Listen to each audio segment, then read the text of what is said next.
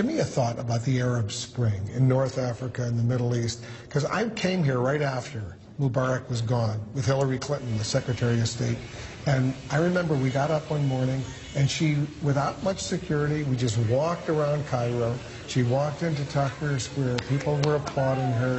It was a very optimistic moment right then. It's almost 2 years ago, but then all of a sudden things got gloomy. Give me a thought about the Arab Spring. This is natural. This is normal. When you move from an era, from dictatorship, from absence of freedom, from corruption, real, big corruption, to a new position, to freedom, to democracy, to, well, a case where you try to prevent, to stop, to block corruption.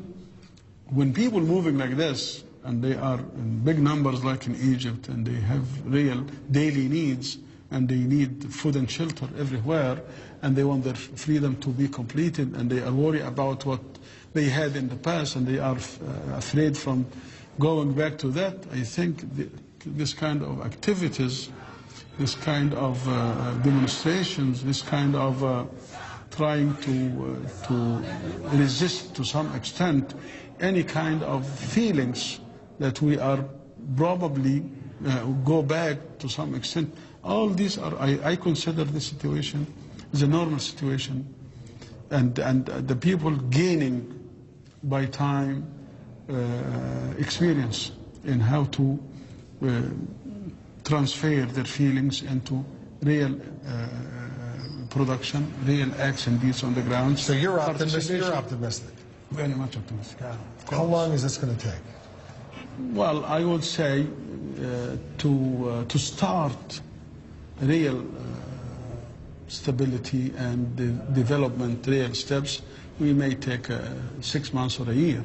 But to reach what we want, I think we may take 5 or 10 years to reach 60–70% of what we want. So we have to be. I'm talking about economics now. We have to be patient. Yeah, of course.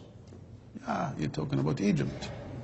You're talking about tens of years of corruption.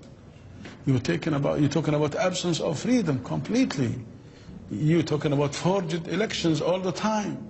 No democracy. No will of the people. Everything was done and away from the people. So when you change, it takes time. They even put you in jail. You spent a few months in jail. Yeah, of course, yeah. How many months were you in jail? 7 months or something. What was that like? Bad. Very bad.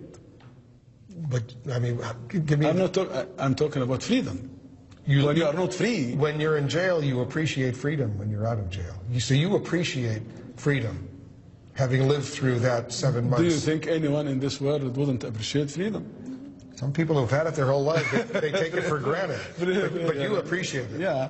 Well, I think our grandchildren will take it for granted. But we have been suffering together, and then we're moving together to the new position, real freedom, democracy, good welfare. As I said, we're counting on you. Yeah, well, let's help each other. Thank you. As much as we can. Good luck. Thank you.